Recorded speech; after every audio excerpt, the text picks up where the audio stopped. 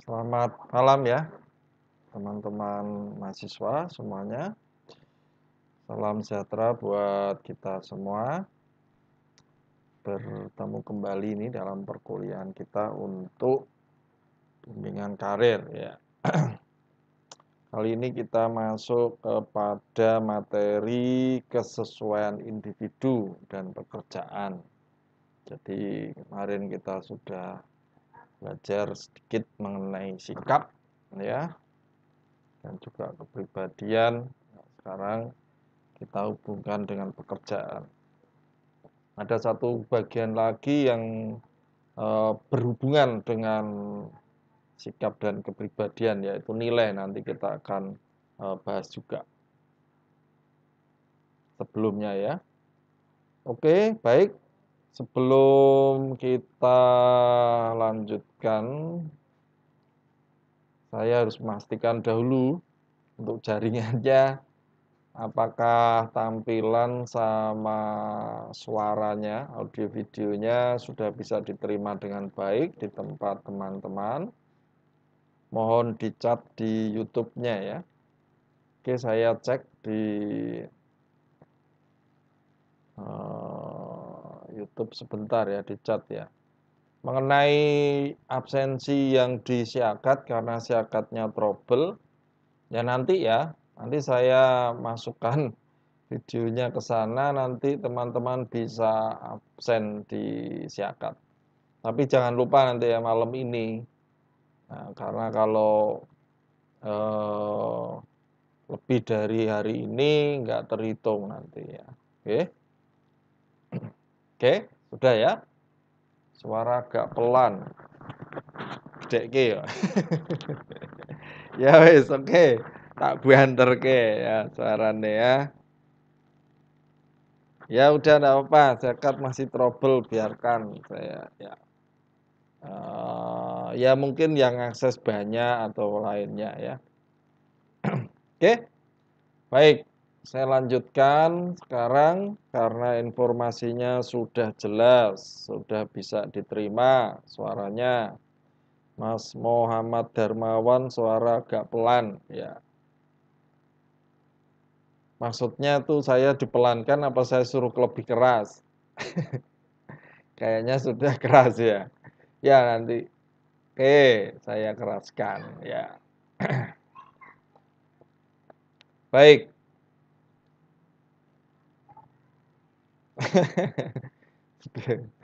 Oke, udah ya. Saya itu penasaran namanya meteor Rambu ini memang nama atau bukan ya? Dikasih nama sing ada meteor Rambu ini nama aslinya memang meteor Rambu ya? Orang ada jawaban ya. Meteor Rambu Ranjau Laga gitu tenanan jeneng pora gitu. Apa waktu lahir dulu Idam Rambu ini ya. Nggak tahu, ada mungkin nama sungguhan ini. Oke, selamat malam semuanya ya, teman-teman ini sudah banyak sekali bergabung mulai. Oke, kita langsung aja ya. Baik.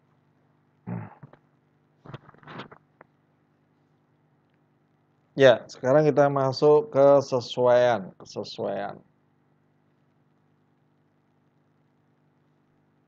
Kalau kemarin kita bicara mengenai sikap, kepribadian ya, seperti apa dan juga bagaimana teman-teman bisa menilai sendiri sebenarnya saya itu ke mana gitu ya, atau mendekati yang mana gitu ya. Sekarang ada satu lagi hal yang berkaitan dengan pekerjaan itu yang namanya nilai. Jadi nanti nilai ini dia mempengaruhi sikap dan perilaku juga gitu ya. Jadi nilai ini juga pengaruhnya cukup besar ya untuk sikap dan perilaku teman-teman ya. Khususnya juga untuk pekerjaan ya. Karena nilai ini kalau teman-teman lihat ini definisinya ya. agak kecil-kecil tulisannya ini, tapi bisa apa ya. Nilai menunjukkan alasan dasar bahwa cara pelaksanaan atau keadaan akhir tertentu gitu ya lebih disukai secara sosial dibandingkan cara pelaksanaan atau keadaan akhir yang berlawanan. Jadi, mengapa saya melakukan itu? Mengapa saya tidak melakukan ini? Nah, itu ternyata di beberapa bisa jadi di daerah tertentu itu bisa saja berbeda. Nah, tetapi ada nilai-nilai yang berlaku umum. Nah, itu yang tidak bisa dilanggar. Tetapi kalau nilai-nilai khusus ya yang di dalam sebuah budaya atau daerah bisa saja berbeda, kadang-kadang berbeda. Jadi sekali lagi ini kalau nanti dihubungkan dengan ini ya, dengan apakah boleh atau tidaknya dan lainnya, baiknya bagaimana. Nah, sekarang kita lihat dari definisi ini untuk teman-teman bisa paham. Jadi cara pelaksanaan atau keadaan akhir, saya menginginkan seperti apa. Tapi di sini disukai secara sosial, berarti pada umumnya ya orang bisa terima dibandingkan cara pelaksanaan keadaan akhir yang berlawanan. Jadi kalau kita pasti pengennya sampai nilai itu ya paling tinggi atau nilai-nilai luhur ya. Kalau bisa seperti itu yang kita anut, yang kita ikuti. Ya. Oke, paham? Nah, di dalam penelitian ternyata nilai ini juga mempengaruhi sikap dan perilaku teman-teman. Gitu ya. Jadi kalau teman-teman hidup di Jawa, nilai-nilai budaya Jawa pun itu berpengaruh terhadap sikap dan perilaku teman-teman. Satu kali di budaya Barat, sama nilai di sana hanya berpengaruh di sana. Ada yang khas gitu. Ya. Kalau di budaya Jawa atau kita ya Jawa Tengah atau tempat kita itu cenderung orang mengenalnya lebih sopan santun bahasanya kan gitu. Semuanya ada budaya-budaya nilai yang harus dijunjung tinggi, misalnya menghormati orang tua, itu yang paling banyak ya, itu di dalam budaya Jawa, itu sangat junjung tinggi. Di beberapa daerah juga sama. Di daerah misalnya yang bukan hanya etnis Jawa ya, rata-rata semua etnis itu betul-betul meninggikan, menghormati orang tua. Termasuk budaya Tionghoa, itu juga sangat kuat untuk memelihara itu. Sehingga tata cara yang dilakukan itu seseorang kalau tidak memperhatikan itu bisa dianggap tidak memiliki sopan santun tadi dan dianggap melanggar nilai-nilai. Ada nilai-nilai, apalagi kalau sudah kesusilaan itu ya beda lagi. Nah, nilai-nilai pada umumnya aja sudah bikin masalah. Bahkan budaya-budaya yang paling sederhana gitu, tapi itu berpengaruh teman-teman. Sambil contoh ya, ini gampangan nih. Kalau teman-teman bandingkan langsung saya konfrontasi antara di sini dengan misalnya budaya barat, paling sederhana.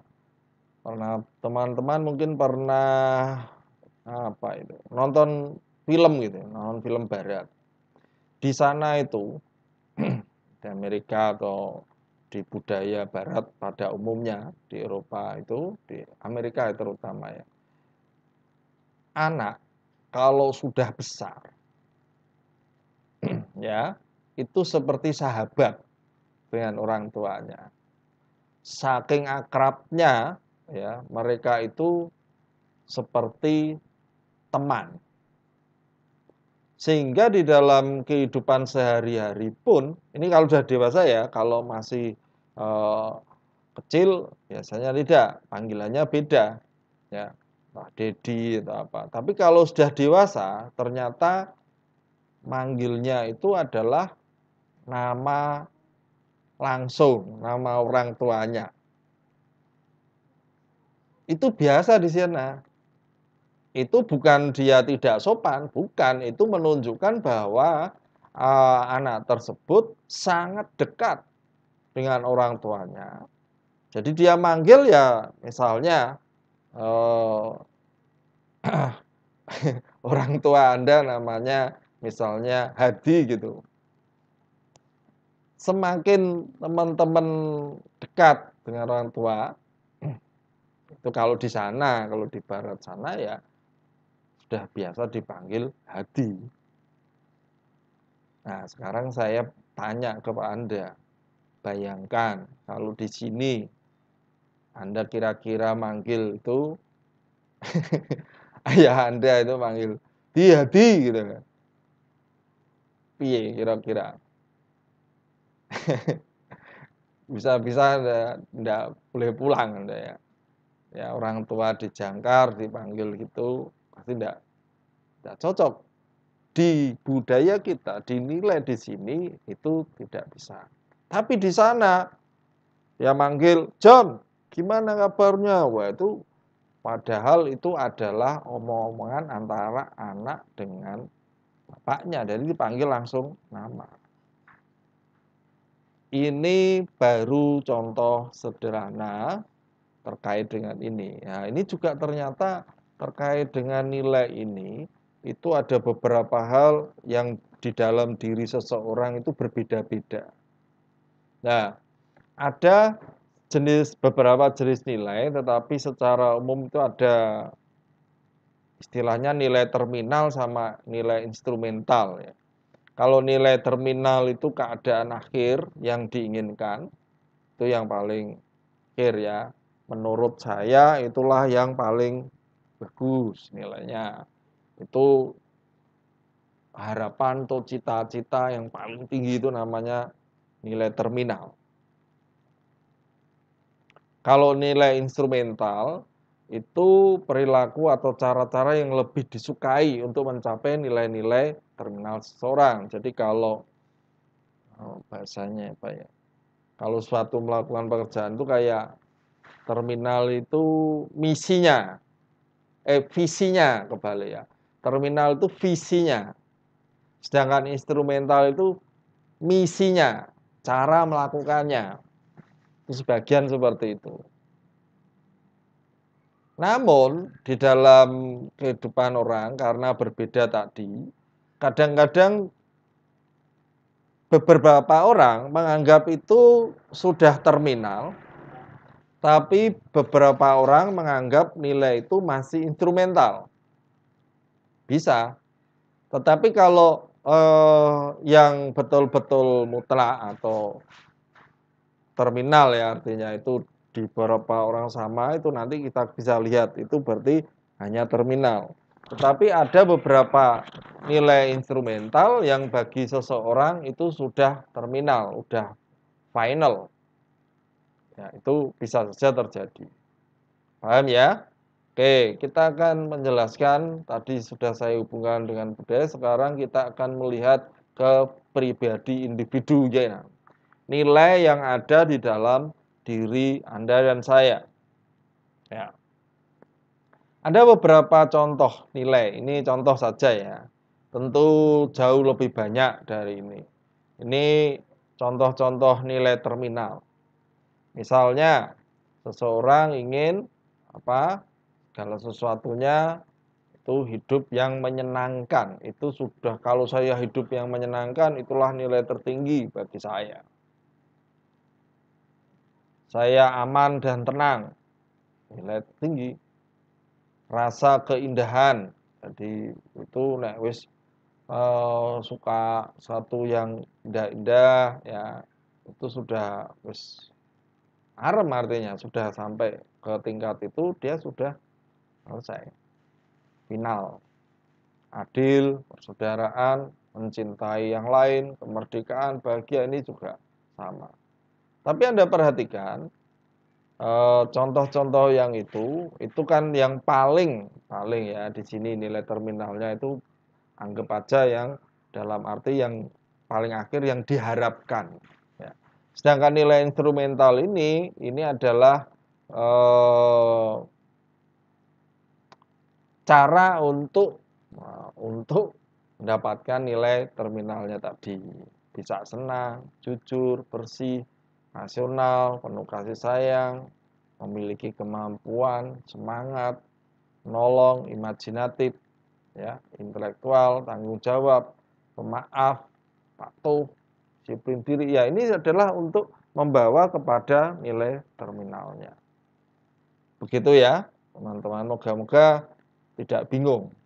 Nah, Anda tentu punya itu nilai terminalnya. Tentu setiap orang bisa berbeda. Ya, bisa berbeda. Ada yang penting hidup di dunia ini seneng dan lainnya sudah cukup itu. Tapi yang satu enggak cukup. Kalau saya tidak masuk surga, tidak hidup kekal, tidak selamat, itu belum. Ya. Saya bahagia di sini, saya anggap itu sudah terminal, ya tidak masalah. Paham ya?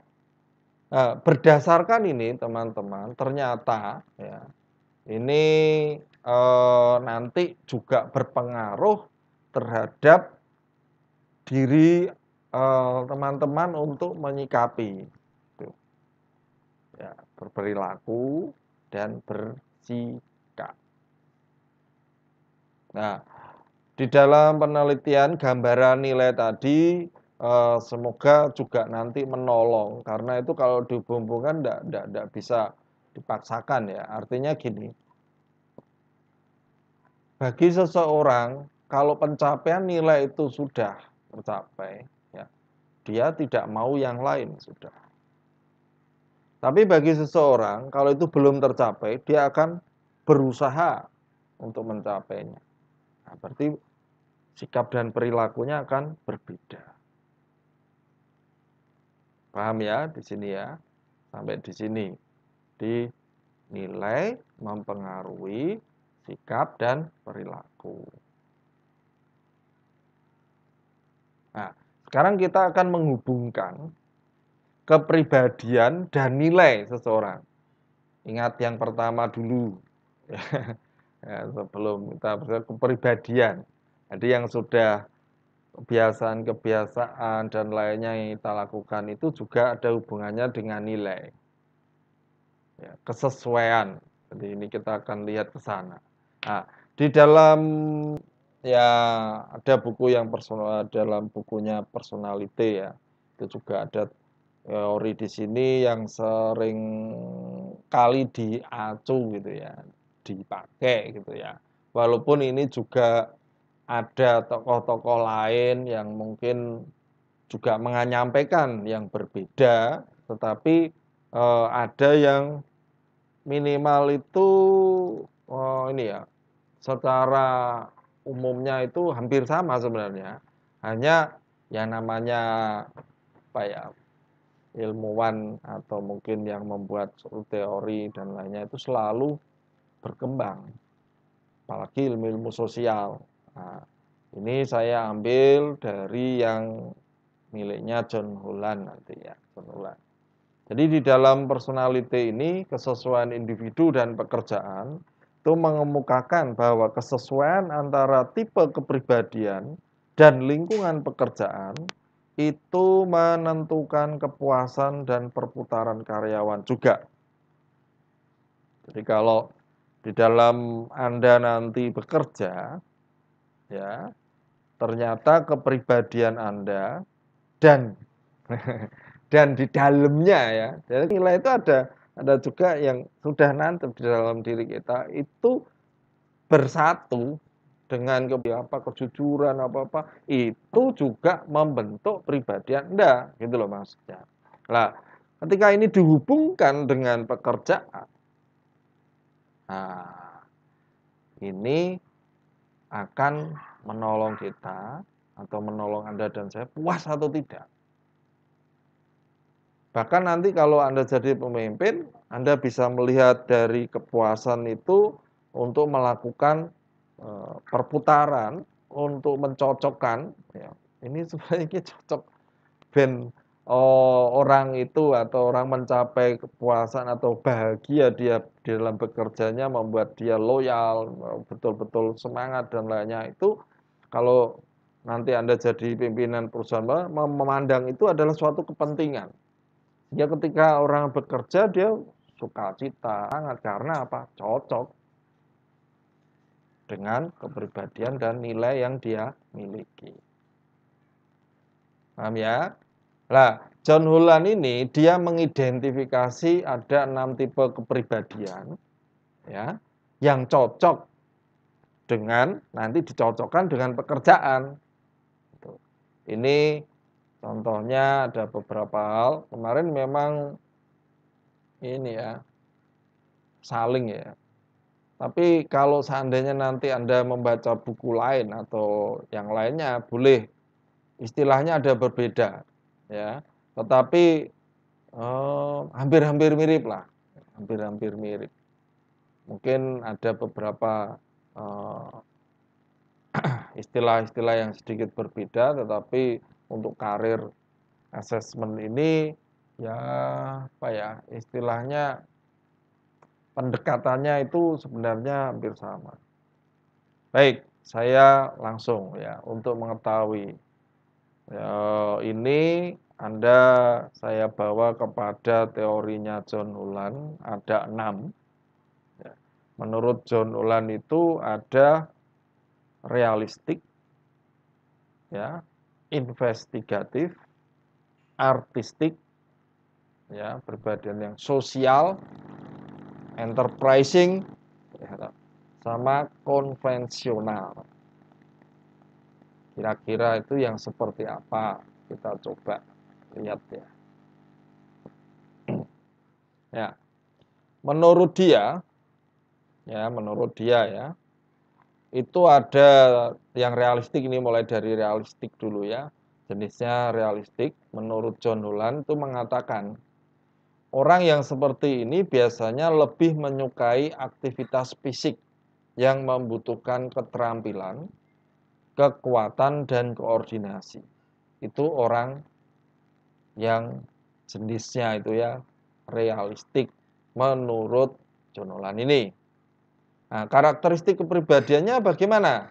Biasanya orangnya ya itu pemalu, sungguh-sungguh, gigih. Maaf itu kurang G satu ya tulisannya.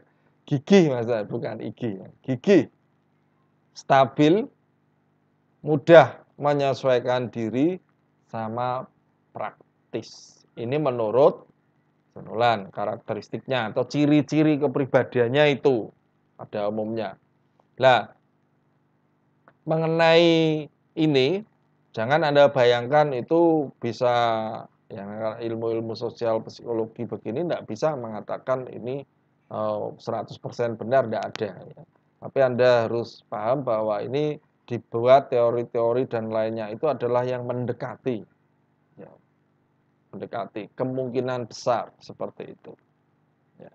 Nah, menurut dia pekerjaan yang sesuai, yang kongruennya adalah mekanik, operator alat bor katanya ya, macam-macam di situ. Pekerja lini perakitan ya, bahkan petani itu dia merekomendasikan seperti itu.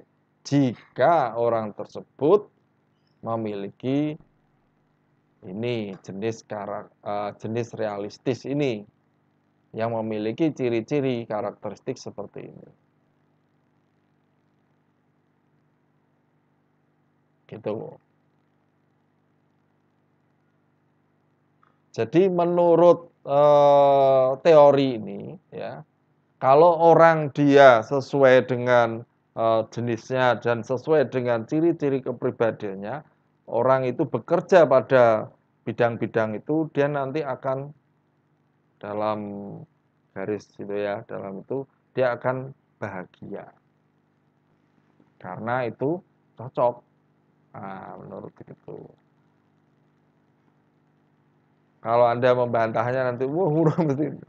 Ya itu namanya kita melihatnya kan ini dari sisi berdasarkan ya teori penelitian dibentuk ini, ya itu jadinya seperti ini. Nah, nanti kalau teman-teman menemukan penelitian atau teori yang lain, ya monggo, tapi harus pakar dulu gitu. Oke. Yang kedua ada jenis investigatif. Nah, ini jenis investigatif itu modelnya ya lebih menyukai aktivitas yang melibatkan proses berpikir. Kalau yang realistik itu lebih kepada fisik, aktivitas fisik. Kalau yang investigatif ini proses berpikir, berorganisasi dan memahami. Ya, orangnya itu cirinya, karakteristiknya, kepribadiannya analitis, tidak dibuat-buat. Rasa ingin tahunya itu lumayan gitu ya, ingin tahu ya. Basa gaulnya apa? Kepo. Ya, wow, jadi pengen tahu dia. Itu orang investigatif. Jadi towakone ya, goleki terus gitu ya. Rasa penasarannya tinggi biasanya investigatif itu ya. Itu orangnya analitis juga. Ya, ingin tahu, tetapi juga sifatnya itu bebas. Ya. Nggak mau dia betul-betul dikendalikan itu enggak. Dia sukanya bebas. Pekerjaan yang kongruen atau yang sesuai adalah biasanya ada ahli-ahli di sana, ada ahli biologi, ahli ekonomi, ahli matematika, pembawa berita bisa. Jadi lebih cenderung kepada ilmuwan. Itu investigatif ya. Kalau ada yang agak berbeda itu ya tadi pembawa berita itu karena dia dari sisi bagaimana dia mengorganisasi dan memahami. Bisa. Ya. Tapi yang paling banyak di situ adalah ilmuwan, ahli-ahli di situ. Orangnya suka berpikir, menganalisis. Oke. Yang ketiga ada jenis sosial. Ya, sosial ini kecenderungannya lebih menyukai aktivitas sosial seperti membantu dan mengarahkan orang lain. Nah, itu seneng deh, nggak dipaksa loh itu. Itu beda. Beda dengan kalau dipaksa, enggak. Itu cenderungnya seperti itu. Nah, ciri kepribadiannya atau karakteristik kepribadiannya biasanya orangnya ya suka bergaul, ramah, ya, kooperatif biasanya ya, pengertian ya, seperti itu. Itu orang-orang sosial. Ya cocoknya ya tentu sebagai pekerja sosial, termasuk guru gitu ya,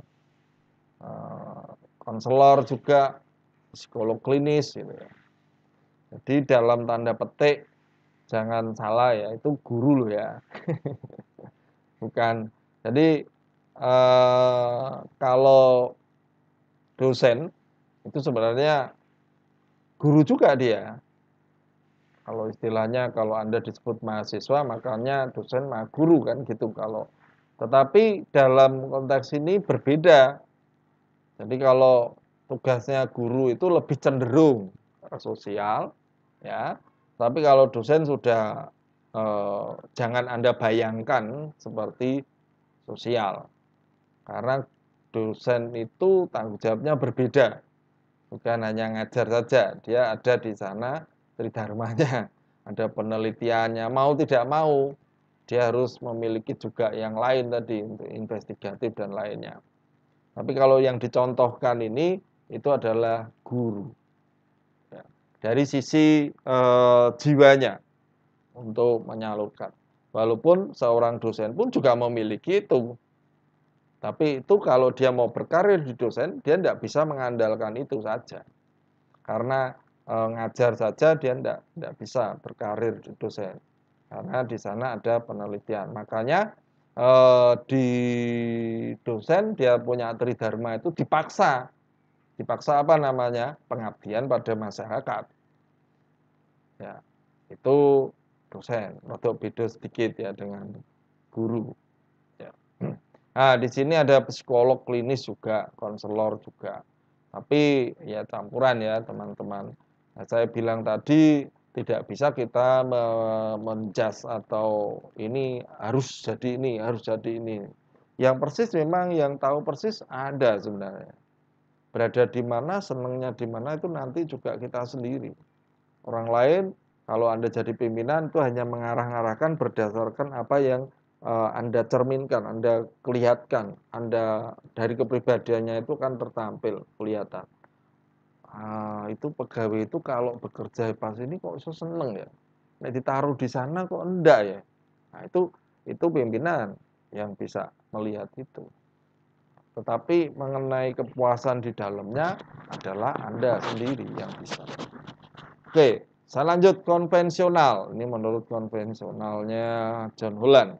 Apa itu maksudnya John Holland? Lebih menyukai aktivitas yang diatur oleh peraturan, rapi, tidak ambigu, pasti terus. Ya, senang yang gitu. Sing apa ya? Ora ruwet ya bahasa Indonesia. Itu aja. Biasanya cirinya adalah patuh, efisien, praktis, namun tidak imajinatif, ya. Juga tidak fleksibel orangnya, ya. Kurang luas ya, tidak fleksibel, kurang luas. Nah, itu biasanya di pekerjaan yang cocok atau yang sesuai ada akuntan, manajer perusahaan, ya. Tapi ini anunya ya, manajer perusahaan dalam arti dia sebagai memanage-nya, ya. Bukan pemilik. Jangan keliru ya, bukan owner. Nah, owner beda. Owner tidak ada, owner yang konvensional itu sedikit sekali. Ya. Tapi kalau manajer perusahaan karena dia bertanggung jawab terhadap direksi, ya, atau bertanggung jawab atau ada yang di atas dia melakukan pekerjaannya itu semuanya serba diatur. Manajemen itu ya.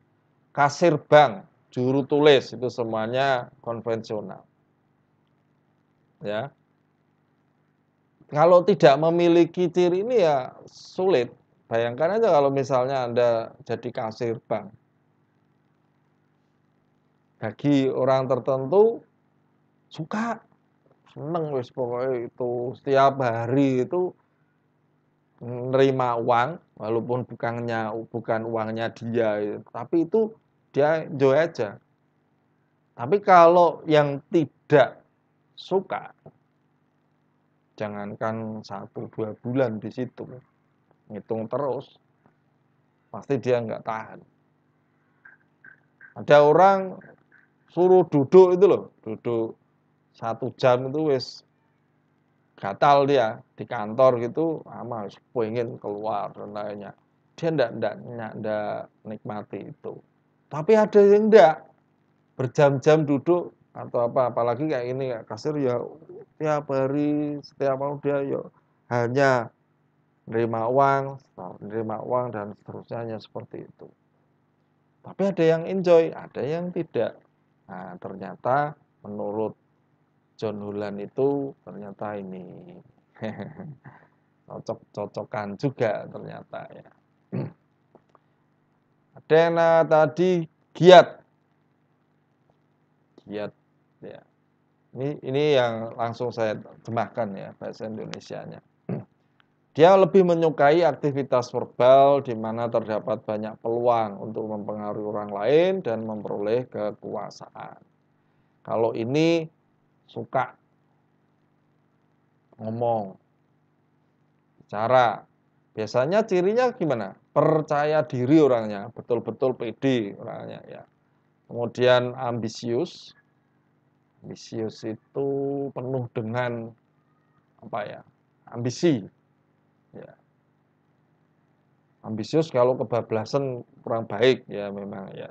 Tapi orang tidak punya ambisi juga tidak punya gaya hidup. Ya. Nah, Anda harus bisa menyeimbangkan. Tetapi orang yang ini itu memiliki keinginan yang cukup atau sangat kuat, bukan cukup ya, sangat kuat. Ya, orangnya juga energetik, kemudian mendominasi biasanya, pengennya menguasai. Jadi kalau pengennya apa ya? Di samping memimpin ya, dalam hal ini memimpin dia inginnya itu berada di atas lah pokoknya gambarannya kayak gitu. Menurut John Nolan, pekerjaan yang cocok pengacara, agen-agen real estate itu kudu pinter ngomong ya. Orang promo ya atau delaran dan lain sebagainya itu masuk di situ. Humas juga masuk. Kalau manajer bisnis kecil ini juga masuk, mengapa dikelompokkan bukan manajer perusahaan yang tadi agak besar ya. Kalau manajer bisnis kecil ini biasanya karena dia harus bertemu dengan mempromosikan lagi. Nek wis gede beda meneh. Bisnisnya besar, manajernya itu sudah tidak terlalu. Oke, sudah bisa lagi. Baik, maaf ya. Putus. Oke, sudah nyambung lagi. Oke, jadi ini orang yang punya imajinatifnya bagus, tidak suka bekerja di bawah aturan. Angel ini, kalau orang yang nggak biasa ya, nggak mau diatur. Idealis, orangnya idealis betul, ya. Emosional tapi kadang-kadang. Biasanya emosional itu temperamen. Temperamen itu bukan berarti terus langsung temperamental itu beda ya. Temperamen itu dia ya mudah ya. Emosionalnya itu mudah untuk dirangsang ya. Bisa mudah bereaksi lah biasanya. Itu emosional maksudnya. Tidak praktis juga orang. Jadi jangan kaget kalau jalan-jalan dengan orang yang seniman itu berbeda dengan beberapa dari orang lain dalam hal bagaimana dia pribadiannya itu. Jadi bayangkan aja kalau misalnya dia seseorang itu, kita misalnya, kalau saya misalnya, kita mau contohkan atau Anda itu mau misalnya kalau dari sini, dari Steko misalnya ini langsung mau ke Simpang 5 begitu, kan lurus itu ya. Tujuannya Simpang 5, lurus aja seret, ketemu Simpang 5 di Semarang ini. Tapi orang seni tidak seperti itu. Kadang-kadang dia kalau mau ke Simpang 5 dia muter dulu lewat, misalnya kalau yang di Semarang sini ya, yang tahu di Stekom ini, mungkin dia lewat Jalan Fatmawati dulu keliling. Mungkin juga lewat Banyumane sampai balik ke Simpang 5. Tapi itu orang-orang yang seperti itu dia menikmati, dia tidak mau, dia suka. Ya sudah. Nah, itulah perbedaan yang cukup menyolok bagi seseorang. Ya. Cara berpikirnya juga tidak sistematis. Ya. Tapi bukan berarti orang seperti itu tidak pandai, bukan, salah. Orang seperti itu cerdas-cerdas, imajinatifnya juga tinggi. Ya, pelukis itu dalam beberapa hal Anda atau seniman-seniman itu gitu. Musisi juga cocok. Penulis, desainer interior, betul juga oke. Orang-orang yang arsitektur. Oke ya. Jadi kreatif sebenarnya. Orang ini betul-betul kreatif. Ya. Nah, itu bagaimana itu cocoknya. Nah, mengenai ini teman-teman secara gambaran itu silahkan. Silakan. Hanya membuka kira-kira itu saya itu termasuk yang mana. Saya nggak begitu tahu persis, yang tahu adalah teman-teman sendiri. Ya. Nah, pada suatu titik nanti ketika Anda boleh memilih, ya, Anda akan mengarah ke sana, itu akan lebih bahagia. Tetapi kalau mungkin karena kondisi keadaan Anda tidak bisa memilih, nah itu berbeda lagi. Karena pekerjaan kita atau pekerjaan Anda itu dipaksa oleh keadaan. Tetapi kalau suatu kali pada suatu titik Anda boleh memilih, kepuasan di batin Anda pasti akan memilih yang sesuai dengan kepribadian Anda. Itu gitu teman-teman. Kalau misalnya pekerjaan ini, menurut saya ini kurang cocok gitu ya. Tapi hati-hati, jangan terlalu kita mengatakan anggur ini gak cocok, ini gak cocok. Coba Anda pahami dulu, saya itu sebenarnya seperti apa. Sehingga tidak kayak kutu loncat, bukan. Tapi dalam beberapa hal Anda harus terlebih dahulu. Oke. Nah, sekarang kita lihat ini punyanya Alpot ini. Ini juga hampir sama ya teman-teman, hanya istilahnya saja. Ya.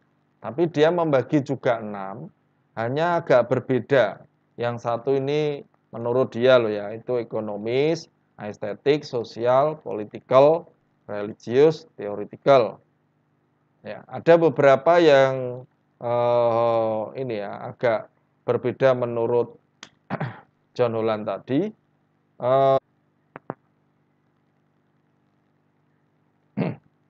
Jadi orang ekonomi itu kalau bisa ya, dengan pengorbanan sekecil-kecilnya mendapatkan keuntungan yang sebesar-besarnya. Itulah yang dimaksudkan, gampangnya gitu ya.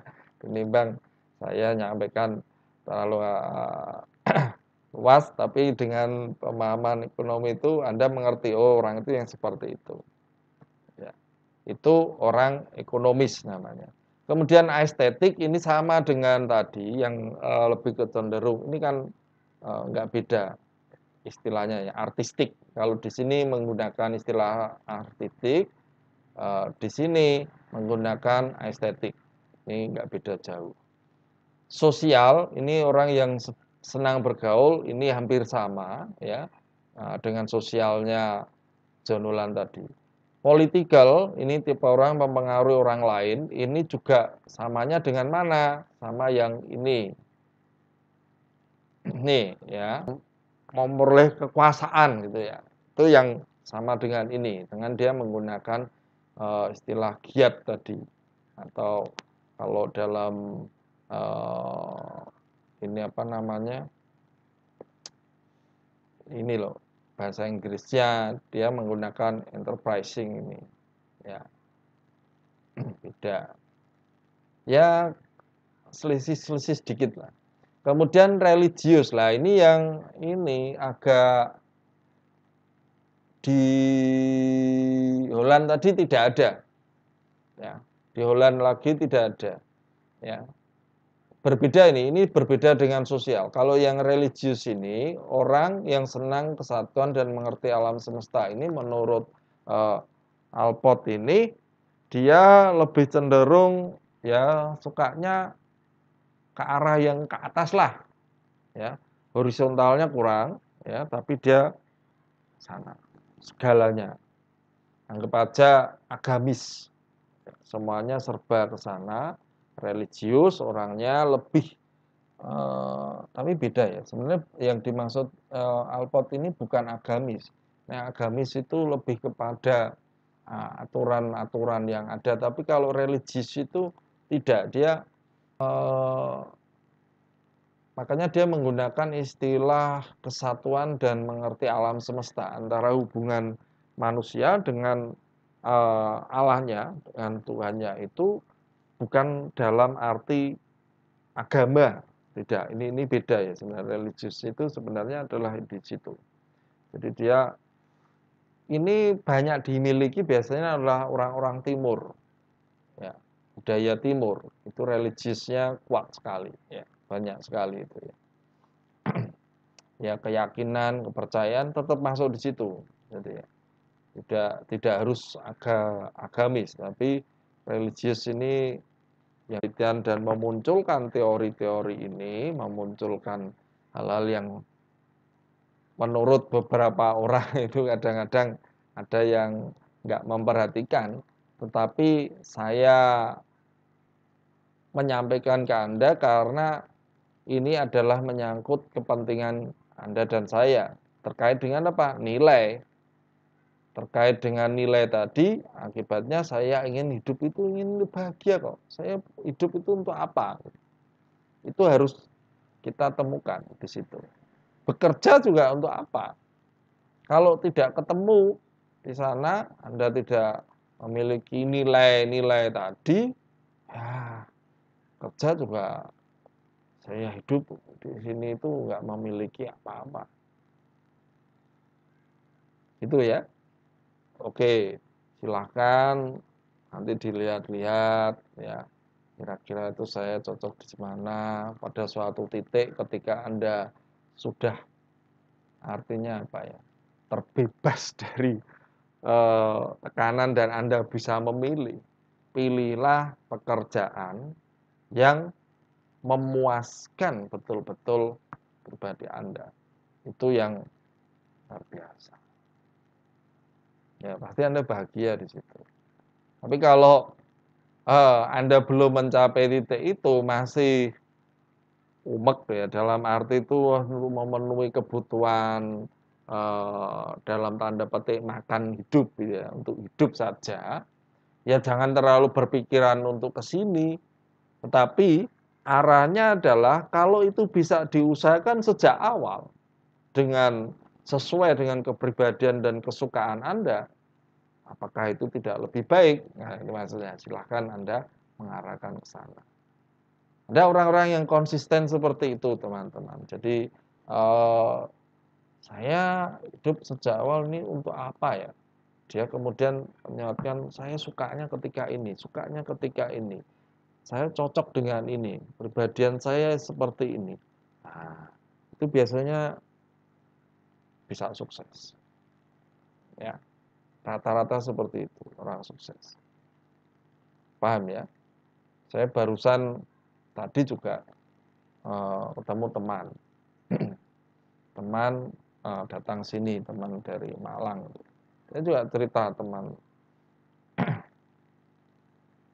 saya ini sejak dia SMA setelah kuliah itu enggak pengen jadi pegawai dan enggak pengen.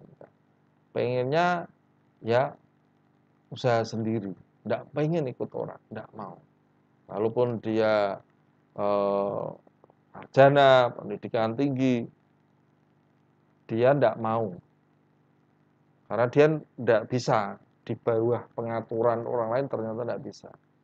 Nah, itu menurut dia, sehingga dia lebih suka merintis usaha sejak mulai nol. Padahal saya sendiri, saya pernah mencoba juga merintis usaha itu tidak mudah, ya mulai dari kecil. Tapi karena dia konsisten mulai itu, wah itu dinikmati. Saya ketika temu tadi itu teman, ya jauh sekarang. Saya beda dengan ya passionnya beda, ya. Saya ngajar seperti ini sekarang di dunia pendidikan pun beda, arahnya beda. Ya. Tapi kepuasannya menurut saya bisa di sini itu saya pengusaha sukses, itulah puasanya dia. Jadi bahagia pun berbeda ya teman-teman ya, untuk satu orang dengan yang lain.